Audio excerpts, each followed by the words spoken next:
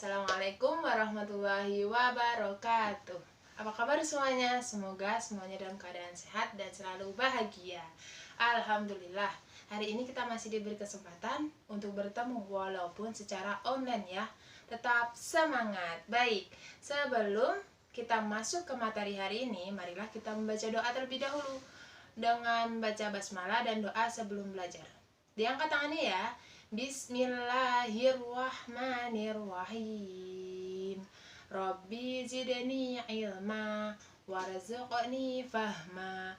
Allahumma anfa'ni bima 'allamtani wa 'allimni bima yanfa'uni warzuqni ilman yanfa'uni. Rabbal alamin. Nah, hari ini kita akan membahas tentang iman kepada hari akhir. Untuk penjelasannya, silakan disimak video berikut ini. Oke, disimak baik-baik ya. Yang pertama, pengertian iman pada hari akhir. Tentunya kalian sudah mengetahui apa itu iman. Iman biasa diartikan sebagai percaya. Mudahnya seperti itu. Hari akhir artinya hari akhir dari kehidupan di alam dunia. Disebut juga dengan hari kiamat. Disebut hari kiamat karena hancurnya alam semesta beserta isinya. Iman pada hari akhir artinya mengimani semua yang diberitakan Allah dan Rasul-Nya tentang kejadian setelah mati. Itu adalah pengertian dari iman pada hari akhir. Baik, kita lanjutkan ya.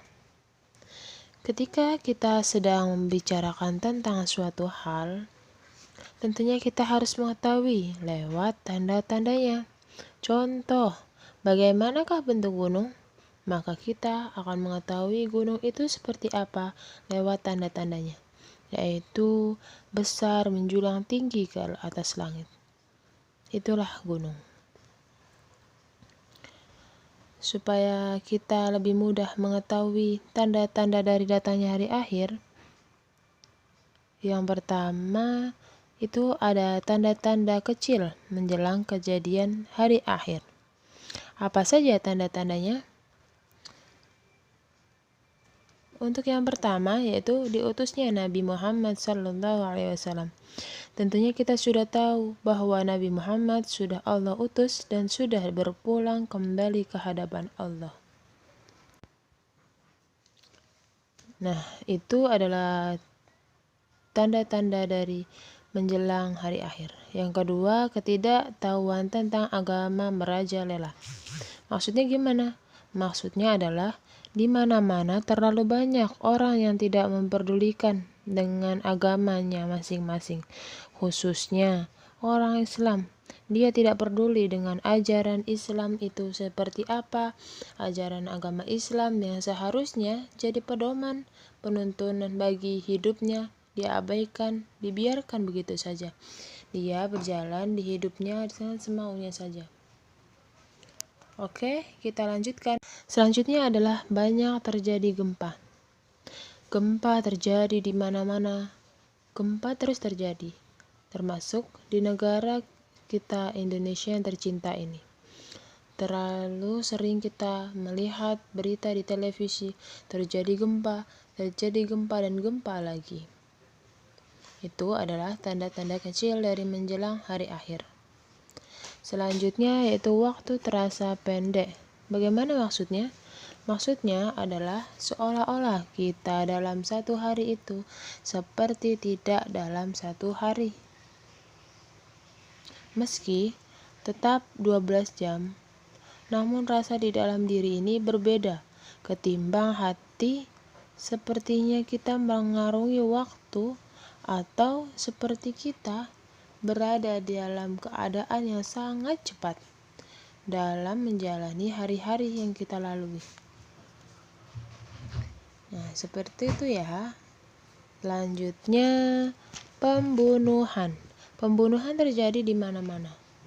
Selanjutnya, perzinahan. Perzinahan menjadi perkara yang wajar. Selanjutnya, jumlah perempuan lebih banyak dari laki-laki.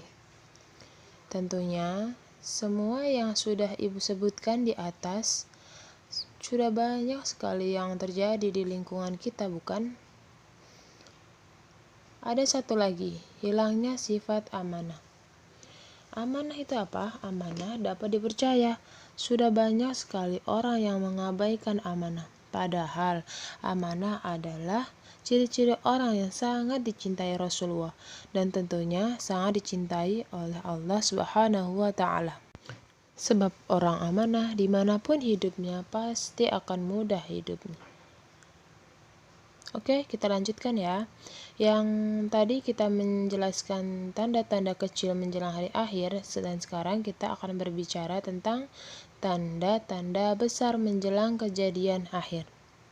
Yang pertama yaitu munculnya Imam Al-Mahdi. Al-Mahdi adalah pimpinan kaum muslimin yang nantinya ketika menjelang hari akhir, Al-Mahdi ini adalah manusia. Dan dia adalah orang soleh yang Allah utus. Selanjutnya yaitu munculnya Dajjal. Dajjal adalah musuh terbesar orang Islam. Dajjal adalah pemimpin atau jenderal para pasukan kafir yang memusuhi dan pastinya akan membuat Imam Al-Mahdi beserta pasukan kaum muslimin menjadi terganggu bahkan terancam. Allah akan turunkan kembali Nabi Isa alaihissalam. Nah, saat ini dikisahkan dalam sebuah sirah-sirah ataupun buku-buku Islam lainnya bahwa Nabi Isa alaihissalam saat ini Allah masih hidupkan dia dan ditetapkan dia di atas kekuasaan Allah. Nabi Isa masih hidup dan Nabi Isa akan kembali bersama-sama Al-Mahdi beserta kaum muslimin untuk membunuh Dajjal. Selanjutnya munculnya pasukan Ya'juj dan Ma'juj.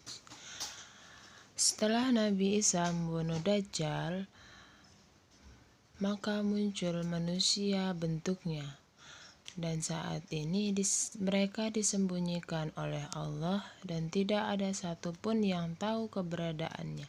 Hanya Allah yang tahu.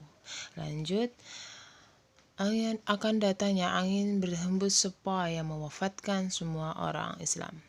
Ketika sesuai firman Allah dalam surah Al-Zalzalah, "Faman ya'mal mithqala dzarratin khairan yarah wa man ya'mal mithqala dzarratin syarran yarah." Seandainya masih ada kebaikan seberat biji zahra, tentunya Allah akan memberikan atau menyuruh angin tersebut untuk mendatangi orang muslim tersebut. Dan jika orang muslim itu terkena angin, maka mereka akan langsung meninggal dunia dengan izin Allah. Dan sudah dipastikan bahwa orang Islam tidak akan merasakan hancurnya dunia atau benar-benar pada titik datangnya hari akhir. Oke anak-anak, itu adalah tanda-tanda besar menjelang kejadian hari akhir. Dan mulai sekarang kita harus mempersiapkan diri ya. Oke, selanjutnya yaitu matahari terbit dari barat. Kalau saat ini matahari datang dari timur, suatu saat nanti akan terbit dari barat. Itu semua atas kehendak Allah Subhanahu wa Ta'ala. Baik, selanjutnya yaitu keluarnya dabbah atau hewan melata yang dapat berbicara. Kalau saat ini tidak ada hewan yang bisa berbicara layaknya manusia, nanti ketika mendekati hari akhir atau menjelang tanda-tanda besar hari akhir, Allah akan menurunkan dabbah atau hewan melata yang dapat berbicara. Oke anak-anak, itu adalah tanda-tanda besar menjelang kejadian hari akhir. Baik, kita masuk kepada bagaimana sih kiamat ini terjadi? Ya, Ibu simpulkan kejadian hari akhir atau hari kiamat ini Allah beri gambaran atau Ibu ambil dari contoh surah Al-Zalzalah. Meskipun Allah ceritakan banyak sekali bagaimana keadaan hari akhir ini dari surah-surah dalam Al-Quran.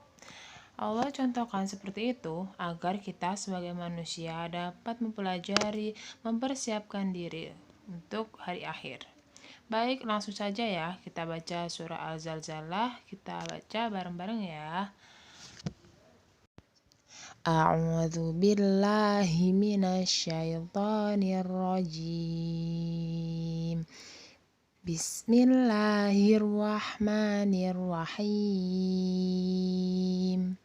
Idza zulzilatil ardu zilzalaha wa akhrajatil ardu athqalaha wa qalal insanu ma laha yawma idzin tuhadditsu akhbaruha bi anna rabbaka awha laha. Shadaqallahul azim. Nah, Ibu sengaja mengambil hanya 5 surat. Karena apa? Supaya sesuai dengan materi kita hari ini. Oke, jadi ketika di ayat pertama Allah menceritakan apabila bumi digoncangkan dengan goncangan yang dahsyat. Dan bumi telah mengeluarkan beban-beban berat yang dikandungnya. Dan manusia bertanya, mengapa bumi menjadi begini? Pada hari itu bumi menceritakan beritanya. Karena sesungguhnya Tuhanmu telah memerintahkan yang sedemikian itu kepadanya. Nah, jadi bisa dibayangkan seandainya pada saat bumi digoncang-goncangkan, tentunya makhluk yang ada di dalamnya terpontang-panting ke sana kemari. Bisa jadi bertabrakan sana sini. Dan itulah yang akan terjadi pada hari kiamat nanti. Oke anak-anak, marilah kita berdoa bersama. Semoga Allah jauhkan kita dari hal-hal yang buruk tentang datangnya hari kiamat.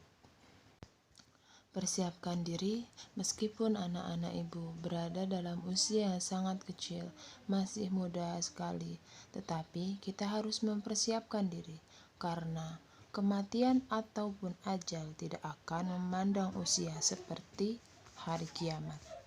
Yang kita tidak tahu kapan datangnya dan kita tidak tahu kapan pastinya datang. Tapi kita harus percaya bahwa hari kiamat pasti akan terjadi, dan itu adalah janji Allah. Allah tidak akan pernah mengkhianati janjinya, karena Allah selalu menepati janji. Baik, demikian pelajaran PAI hari ini. Semoga anak-anak dapat memahaminya dengan baik ya. Oke, selanjutnya Ibu punya tantangan untuk kalian. Karena kalian sudah mendengarkan materi Ibu dengan semangat. Oke, tantangannya adalah, ya benar banget, tugas. Ada tugas buat kalian, gak banyak kok dan gak susah. Insya Allah kalian akan bisa menjawabnya ketika kalian membaca atau mendengarkan materi yang Ibu sampaikan dengan baik dan benar. Bismillah ya. Nah, di sini ada 5 soal yang harus kalian kerjakan. Nanti dikerjakan di buku tulis PAI kalian ya. Ditulis beserta soalnya. Oke, ditunggu. Nanti kalau sudah selesai silahkan dikirim lewat WA grup kelas kita. Oke, demikian yang bisa Ibu sampaikan. Untuk lebih dan banyak kurangnya mohon maaf, mohon ampun pada Allah Subhanahu wa taala. Wabillahi taufiq wal hidayah. Assalamualaikum warahmatullahi wabarakatuh.